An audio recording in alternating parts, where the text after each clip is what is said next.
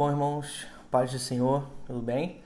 É, essa é a nossa primeira pílula e eu vou tentar ser bem breve aí no nosso primeiro assunto.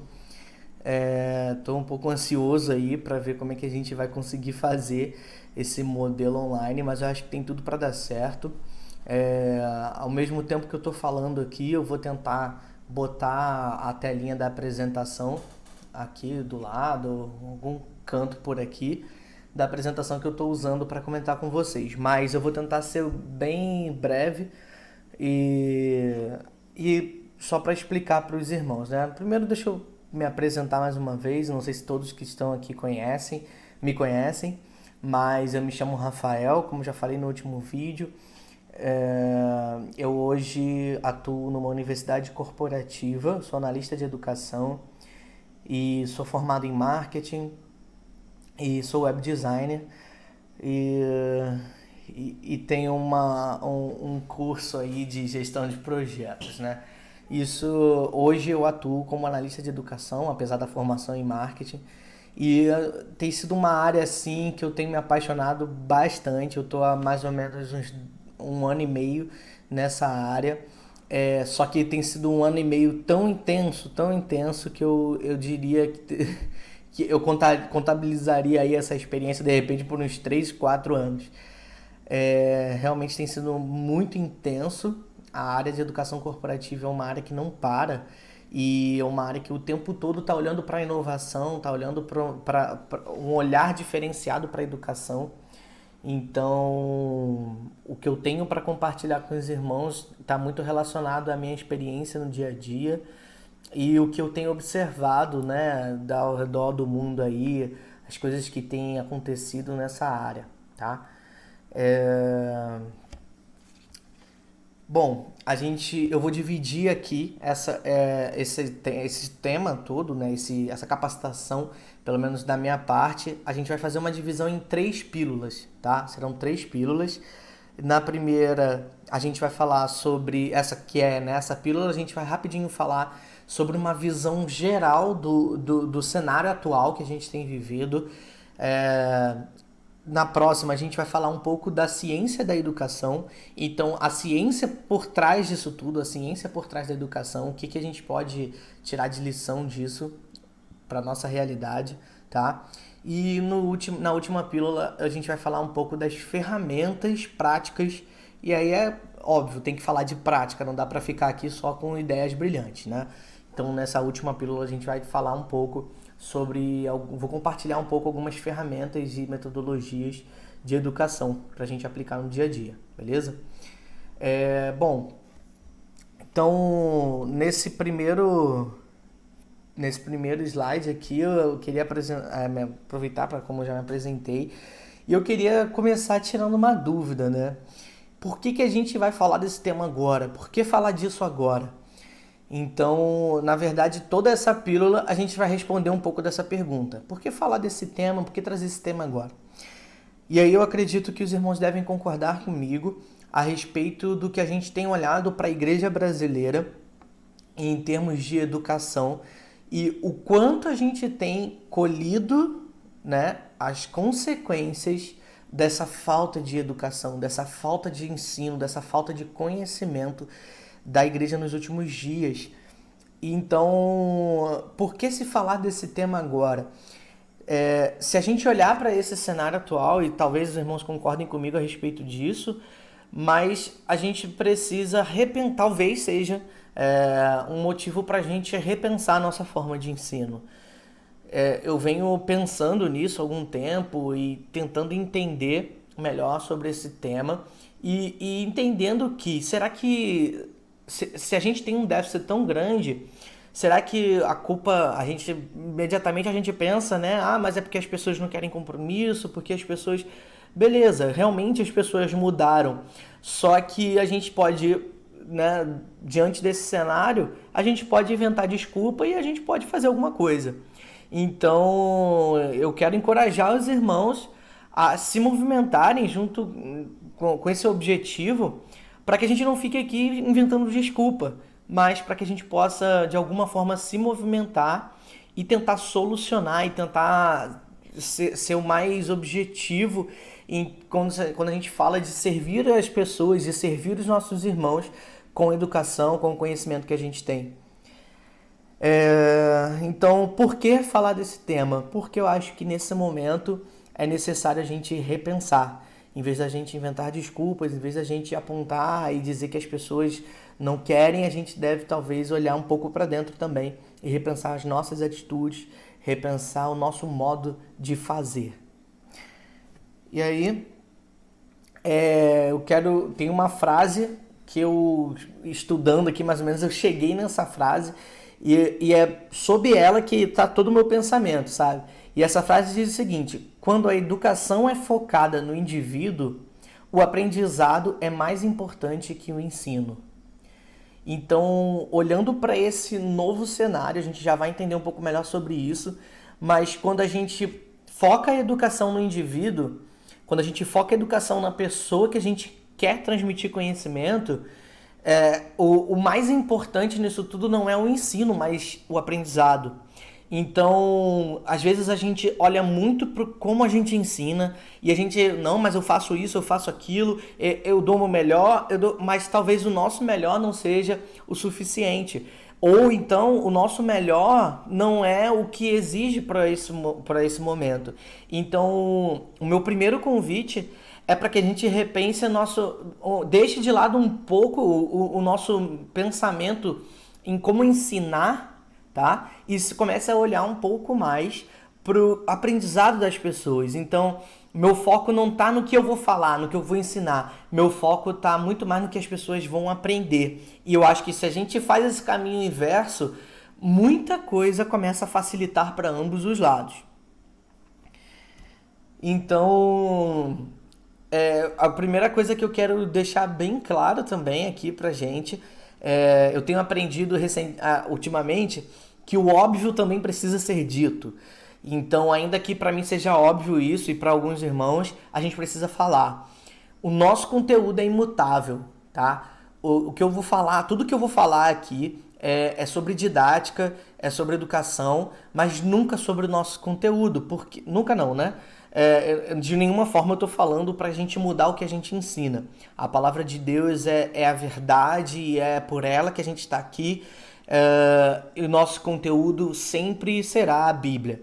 Então, talvez isso seja óbvio, mas o óbvio também precisa ser dito. Então, que fique bem claro isso, em nenhum momento o meu objetivo aqui é mexer no que a gente ensina. Bom, e aí, como a gente chama lá o assunto falando da educação 4.0, muitos irmãos perguntaram, queriam saber o que é 4.0, o que a gente está falando sobre isso. Então, para a gente entender, é porque a gente tem vivido, por que 4.0, né? É que a gente tem vivido aí uma quarta revolução.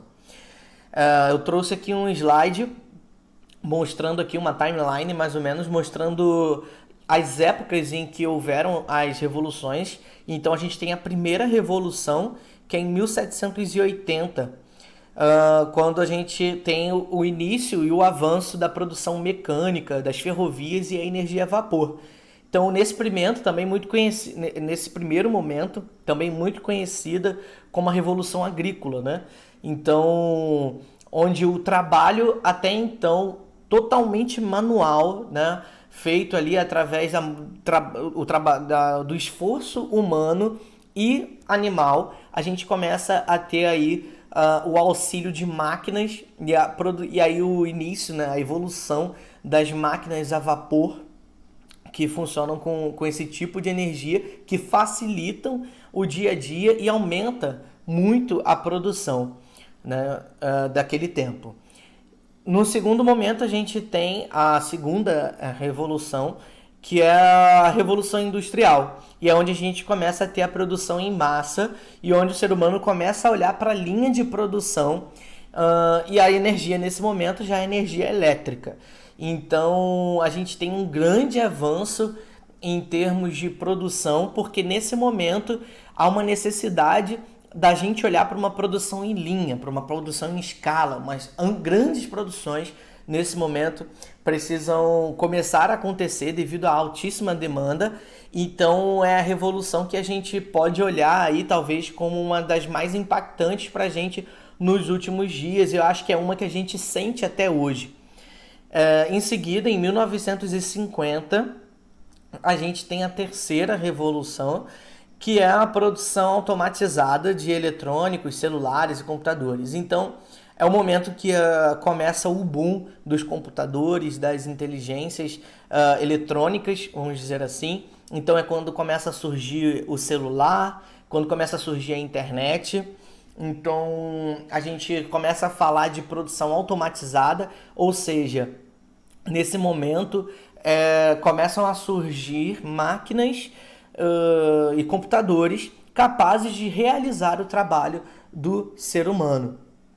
Em 2015, a gente começa a falar dessa Revolução 4.0, ou a quarta revolução, que é a que a gente está vivendo nos dias de hoje. Não é muito se falado, principalmente com esses termos, mas é um fato e é muito importante falar sobre esse assunto. O marco dessa revolução é a inteligência artificial, Big Data, robótica, impressão 3D e muito mais coisa que ainda está por vir por aí, que está revolucionando o mercado e está revolucionando o mundo em diversos pontos. Eu só mencionei aqui rapidinho essas revoluções, mas a ideia desse slide aqui é mostrar pra gente o quanto as coisas mudaram e o impacto que isso tem para nós enquanto seres humanos. Então... tá. Um ponto legal para falar sobre esses impactos, sobre essa mudança, o tempo. Se a gente observar a primeira revolução para a segunda, ela ocorre aí com um tempo mais ou menos de 100 anos, uma margem de 100 anos para que haja essa nova revolução.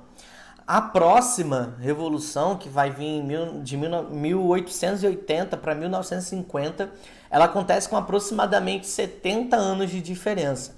A próxima já vem de 1950 para 2015, com aproximadamente 60, 65 anos de diferença. Então, se a gente observa o tempo entre uma revolução e outra, a gente vai ver que há uma diminuição nesse tempo. E isso é algo que tem gerado assim muito pavor até mesmo em algumas pessoas, porque se a gente fala que da penúltima para a última, a gente está falando aí de 60, 65 anos, a gente pode imaginar que as próximas revoluções acontecerão em algo em torno de 20 a 30 anos de diferença. Então, as próximas previsões que se fala são estimadas para os próximos 30 anos. E se é para os próximos 30 anos, a gente pensa que muitos de nós estaremos aqui ainda, estaremos vivos, se Jesus não voltar antes, né? A gente ainda vai estar por aqui para viver essa história. E aí eu mencionei aqui rapidamente, que é um assunto que algumas pessoas já falam, que é da sociedade 5.0. Então, países mais desenvolvidos, como por exemplo a China, o Japão, já são países que já falam dessa nova revolução, que é a sociedade 5.0. E um ponto interessante é que ela deixa de ser indústria 4.0 e passa a ser sociedade 5.0.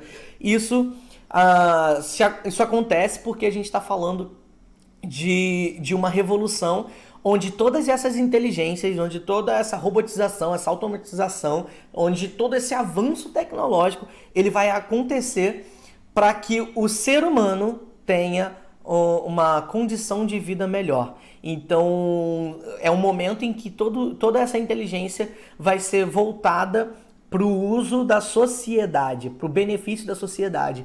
Então, benefícios como o tempo de vida, como que isso pode impactar para que o ser humano viva por mais tempo. Além disso, a gente vai falar aí de melhorias na forma de transporte, na economia. Então, máquinas serão utilizadas para resolução de problemas nossos. Então, a sociedade 5.0 vai trazer um pouco esse lado humanizado. Mas é só para a gente comentar aqui e ficar como conhecimento mesmo. Sobre isso tudo que eu estou falando aqui, eu quero trazer o impacto disso para a educação. Então, se a gente olhar para a primeira revolução em 1780, a educação era de pai para filho e o desenvolvimento era somente de habilidades manuais, né? Então a gente tem aquele tempo agrícola lá, onde a educação, o pai tinha que ensinar o filho a semear, né? Fazer todo aquele processo de arar o solo, enfim. Então ali era aquela a gente vivia naquela época de subsistência, então o plantio era para próprio consumo, então o ensino naquele momento era passado de pai para filho. Um ponto interessante é que nesse momento, se o ensino é passado de pai para filho, a gente pensa de forma óbvia que o pai ele só ensinava aquilo que ele sabia. Então você tem aí uma geração de pessoas que dificilmente conseguiam aprender coisas novas. Geralmente elas aprendiam o que o pai sabia e isso era passado adiante, pouquíssimas coisas eram descobertas. E o conhecimento, obviamente, estava nas gerações anteriores. Em 1880, na segunda revolução, é quando, na Revolução Industrial, né, que é mais conhecida, é o momento que a gente tem a universalização do ensino público, a alfabetização e as técnicas repetitivas. E aí eu preciso comentar que, nesse momento, é onde surgem as escolas, é onde surge o nosso modelo educacional. Então a gente está falando aí de 1880, que é o momento em que surge o sistema educacional utilizado até hoje, até os dias de hoje. Apesar de todas as mudanças que houveram no mundo, o nosso sistema educacional não mudou. Então, até alguns irmãos perguntaram, né? Ah, mas, poxa, o sistema educacional de hoje, você está criticando, não funciona? Irmãos, a questão não é que não funciona. A questão é que funcionou por muito tempo, mas as coisas mudaram. E se tivesse funcionando tão bem, a gente não precisaria reclamar de tanta coisa que a gente reclama até hoje. Então, vale aí um exercício da gente pensar e tentar entender que o sistema educacional dos dias de hoje é um sistema industrializado, é um sistema industrial. Por que industrializado? Sim, nesse tempo da Revolução Industrial, a produção em massa precisava ser ensinada. Então, esse modelo que a gente tem com um professor dentro de uma sala de aula, pessoas enfileiradas numa carteira, anotando o que está escrito no quadro, que vai cair numa prova, enfim. Isso tudo é um sistema formado nas indústrias. O nosso sistema educacional ele tem origem nas indústrias, onde um profissional que tinha mais tempo, mais experiência, que tinha conhecimento dos processos, enchia uma sala de aula de pessoas que na maioria das vezes vinham dos campos, vinham de cidades pequenas, então precisavam aprender rápido como apertar parafuso. Então o cara sentava aquele monte de gente, botava lá no quadro, explicava como que apertava o parafuso e todo mundo tinha que aprender. Aquela mesma coisa, aquela mesma função, todos tinham o mesmo tempo de aprendizado, todos tinham que aprender a mesma coisa, do mesmo jeito, enfim. Então, é nesse momento que surge o nosso sistema educacional. E aí, em 1950, a gente tem nessa terceira revolução, que é o impacto da sociedade com conhecimento, crescimento do ensino superior e a necessidade do diploma. Então, nesse momento, as pessoas, o ensino começa a crescer, o ensino começa a ter um pouco mais de relevância, que é quando começa a surgir a internet, então começam a surgir os computadores, então o trabalho que até então era muito manual, algumas pessoas precisam surgir nesse momento sabendo mexer no computador, sabendo mexer em planilhas, sabendo mexer nos sistemas, né, daquele momento. Então aqui o diploma se torna algo indispensável, né? Então, quando o cara entra numa faculdade, estuda, tem um diploma, é certo que aquele cara tem um emprego garantido. E aí, por que a gente fala disso, né? Porque a indústria, nesse momento, ensinou pra gente que a pergunta é, né? Por que se estuda? Até hoje, se você perguntar para um adolescente, um jovem que está lá na escola, por que você está estudando, né? Pode ser que a gente encontre umas respostas diferentes hoje em dia, mas o fato é que a gente sempre estudou para quê? Para que tivesse um bom trabalho. Então você tira daí que o nosso sistema educacional ele prepara a gente para trabalhar. É como foi lá na indústria, lá na Revolução Industrial, onde esse sistema ensina as pessoas para trabalhar. E é isso que a gente faz até hoje. A gente estuda para quê? Para trabalhar. Então, para ter um bom trabalho, para ter um bom posicionamento. Só que na indústria 4.0, que é o momento que a gente tem vivido hoje, que aí a gente pode olhar aí para 2015, o conteúdo ele é universal. O diploma se torna commodity e as empresas buscam habilidades. Ou seja, o fato de ter um diploma, hoje em dia, não quer dizer que você vai estar bem sucedido. Provavelmente vocês devem conhecer alguém que estudou, que está formado, que tem, às vezes, aí uma pós, tem um mestrado e está desempregado. E muita gente, que é uma frase que a galera fala, né? Que tá cheio de engenheiro no Uber. Então, as coisas mudaram, e não desmerecendo o Uber, até porque é uma profissão como qualquer outra, inclusive uma profissão em grande crescimento, mas qual o diploma que você precisa para ser Uber, por exemplo? Né? Qual a faculdade que você tem que fazer para ser um YouTuber? Que são profissões que estão surgindo, profissões que surgiram nos últimos 10 anos e que até hoje não existe uma formação para isso. Mas é uma formação, é uma profissão como qualquer outra e tem muita gente ganhando grana com isso. Então, se a gente olhar para esse cenário atual, a informação se torna universal, o conteúdo é universal. Então eu não tenho só uma faculdade dona daquele conhecimento, eu não tenho só um professor dono daquele conhecimento para me transmitir. Hoje eu entro na internet, vejo no YouTube o professor que melhor me agradar, a pessoa que melhor falar sobre o assunto é a pessoa que eu vou adotar para mim como professora e dali é que eu vou de fato aprender. Portanto, eu quero traçar um paralelo aqui rapidinho sobre a educação industrial e a educação moderna. Então, que diferença que a gente vê? Na educação industrial, por exemplo, a gente tem o foco na aplicação da matéria. Já na educação moderna, o foco está no aprendizado do aluno, como eu falei aqui no início. Então, eu passo a não me preocupar somente com o que eu vou ensinar, com a minha grade curricular. Mas nesse momento, eu passo a me preocupar com aquilo que a pessoa está aprendendo e o impacto daquilo para a vida dela. Então, o foco não está mais no ensino em si, mas muito mais no aprendizado das pessoas. Uma outra diferença é, o aluno é cobrado por boas notas. Já hoje em dia, o aluno é cobrado por bom desempenho. Então, a gente tem um modelo de aluno no ensino industrial, onde tudo que ele aprende vai ser cobrado dele um dia numa prova. Então esse cara ele tem que estudar pela prova. Ele tem que estudar pela prova. Já o aluno, dentro desse sistema educacional mais moderno, ele não estuda só pela prova. Ele não estuda para fazer uma boa prova, ele estuda para ter um bom desempenho. E como que esse aluno é analisado, né? Até então a gente tem um modelo de avaliação bimestral. Então eu já sei que daqui a 2 meses eu tenho uma prova, eu tenho que passar para estudar nessa prova. Eu tenho que estudar para passar nessa prova.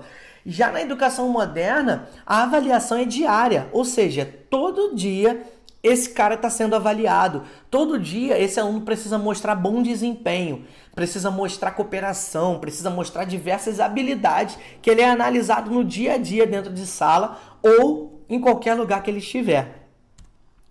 Um outro ponto é a avaliação e a prova ou reprova, né? Então você faz uma prova que, se você for bem, atingiu a nota média, você foi aprovado, beleza, passa para o próximo ano. Já na avaliação, na educação moderna, a avaliação ela aprimora e refina. Ou seja, não é pelo fato de não ter ido bem em matemática que eu não vou ser bem aproveitado em biologia ou em geografia, enfim. Então, Toda avaliação ela tem um cunho de aprimorar enquanto pessoa e refinar o meu conhecimento. Ou seja, quando eu vou mal, eu não sou reprovado. Quando eu vou mal, eu preciso ser aprimorado naquele assunto. Mas quando eu vou bem, também não quer dizer que eu tô salvo, beleza, pode passar. Não, quando você vai bem, você precisa ser refinado naquele assunto. Então, você é estimulado a aprender mais, a conhecer melhor sobre aquilo que você já demonstrou ter uma certa habilidade, ter um certo... sei bem ali naquele assunto, né? Fugiu a palavra, mas você demonstra certa aptidão sobre aquele assunto. Um outro ponto é a recompensa é passar de ano. Então, a recompensa desse aluno da educação industrial, ele só precisa passar de ano, mais nada, é só por isso que ele estuda. Se ele passou de ano, tá aprovado, tá tudo certo. Não tem, é só curtir as férias agora. Já na avaliação, no sistema de educação moderno, a recompensa é compartilhar o seu conhecimento. Como assim? A recompensa desse aluno é o quanto ele gera aprendizado para as pessoas, é o quanto ele consegue, é o quanto ele pode impactar as pessoas ao redor com o assunto que ele, com o aprendizado que ele recebeu. Isso é brilhante, isso é brilhante. Então, a motivação desse aluno não é só estudar para passar de ano. A motivação desse aluno é estudar para gerar impacto, é estudar para gerar resultado, é estudar para compartilhar aquilo que ele aprendeu, tornando muito mais pessoas inteligentes como ele. E por último aqui, eu tenho um ponto que é, na educação industrial, o professor é o dono do conhecimento.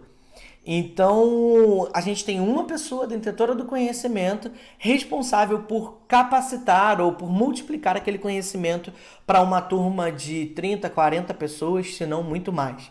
Já nessa educação moderna, o professor ele é um facilitador e o conhecimento está no compartilhar. Não sei se vocês lembram, mas a gente falou que nessa era, nesse momento, nessa era digital, o conhecimento é disponível para diversas pessoas. O conhecimento não está só em uma pessoa. Então, eu, enquanto educador, preciso entender que o meu aluno ele pode acessar o YouTube e ter diversos tipos de conhecimento. Então, a figura do professor que está ali somente para falar, ele passa a ser um facilitador. A palavra professor muda para facilitador nesse tempo. Por que um facilitador? Porque eu preciso ser humilde o suficiente para entender que eu tenho um tipo de conhecimento, mas os meus alunos, eles são pessoas vivas. Eles são pessoas que existem nesse mundo e que eles possuem algum tipo de conhecimento também. Então, se eu tenho esse conhecimento, se eu tenho esse entendimento, eu passo a ser um facilitador dentro de sala e promovo conhecimento e promovo oportunidade das pessoas compartilharem, e isso torna um aprendizado riquíssimo, porque em vez de uma fonte de aprendizado, eu tenho diversas fontes compartilhando diversos pensamentos, diversas pessoas que podem ensinar aquilo que elas aprenderam. Então, o fato para esse momento é que o conhecimento está disponível. O conhecimento está disponível para qualquer pessoa. E isso a gente precisa aceitar. Não tem como fugir disso. Portanto, qual é o nosso desafio enquanto educadores? Eu deixo essa pergunta para a gente raciocinar um pouco. Qual o desafio enquanto educador? E aí, principalmente, para a gente, qual o nosso desafio enquanto educador cristão? Diante desse cenário digitalizado, onde não existem barreiras, onde não existe fronteira, onde não existe conhecimento, somente aquele que eu tenho um livro, o que está aqui no meu armário, e se eu não tenho aquele livro, eu não tenho aquele conhecimento. Quando a gente encontra essa era de conhecimento, e principalmente um conhecimento descentralizado que pode estar na mão de diversas pessoas, qual é o nosso desafio? E aí eu quero fechar esse vídeo dizendo que o nosso desafio enquanto educadores é transformar conhecimento em atitude. Lembre-se disso. O desafio do educador moderno é transformar conhecimento em desafio. Por quê? Porque até então o desafio era trazer conhecimento. Só que hoje isso ficou muito fácil, muito fácil. Portanto, se eu tenho pessoas cheias de conhecimento, eu preciso, enquanto educador, transformar esse conhecimento em atitudes. Então, eu fecho com esses slides dizendo que, enquanto educadores cristãos, o nosso desafio é, semear a paixão pela palavra de Deus. Por que semear essa paixão? A gente sabe que por si só a palavra é apaixonante, a gente sabe que por si só a palavra se basta. E só que isso é muito óbvio para mim e para você. Desde que a gente tem essa primeira experiência, esse primeiro contato com a palavra de Deus e esse amor, à medida que a gente conhece a palavra de Deus, só aumenta, eu tenho que ser humilde e pensar que muitas pessoas não têm esse amor pela palavra porque ainda não tiveram esse primeiro contato. Então, enquanto educador cristão, o nosso desafio é semear essa paixão pela palavra de Deus. Ou seja, eu tenho que tornar essa palavra palpável, eu tenho que tornar essa palavra agradável num primeiro momento para as pessoas que ainda não conhecem. E aí, se eu consigo fazer isso, se eu consigo despertar isso, as pessoas começam a se apaixonar por essa palavra, elas começam a ter conhecimento. E à medida que ela conhece a palavra, mais ela se apaixona. E aí eu acredito que é um ciclo lindo e eterno, que vai gerar para a igreja cristãos muito mais inteligentes, cristãos muito mais apaixonados pelo Senhor, apaixonados pela palavra dele e sedentos por conhecimento útil, por conhecimento somente da palavra de Deus. E a fim de que, como eu falei, a fim de que sejamos transformados por ela. A grande vantagem, o grande benefício que nós, enquanto educadores cristãos, colhemos do trabalho bem feito são pessoas transformadas, são alunos transformados por essa palavra. No primeiro vídeo que eu mandei para vocês aqui apresentando, eu falei que eu vejo a educação cristã muito mais como a educação corporativa do que a educação tradicional. E é nisso que eu apoio o que eu estou falando, irmãos. Quando a gente tiver pessoas inteligentes, pessoas cheias de conhecimento da palavra de Deus dentro das nossas igrejas, eu acredito que a gente vai ter uma qualidade de cristão muito melhor, a fim de que sejamos transformados por ela. Ou seja, essa palavra ela vai confrontar o meu coração. Essa palavra ela vai transformar quem eu sou. E isso a igreja ganha muito. Com cristãos transformados, eu acho que a igreja brasileira vai ganhar muito em termos de crescimento e experiência em revelação da palavra de Deus. Bom, eu sei que está um vídeo bem grande, então eu agradeço a todos vocês por assistirem até aqui. Portanto, mandem todas as dúvidas e compartilhem, não só dúvida, mas raciocínio de vocês mesmos, aquilo que vocês pensaram. Eu gostaria que vocês compartilhassem os insights que vocês tiveram enquanto a gente estava aqui falando. E o que vocês tiverem para acrescentar, mandem lá no grupo. E na quinta-feira a gente se encontra às 8 horas da noite para falar um pouco conversar um pouco sobre esse assunto, tá bom? Nas próximas semanas a gente vai disponibilizando as próximas pílulas. Muito obrigado a todos, fiquem com Deus e até a próxima pílula aí.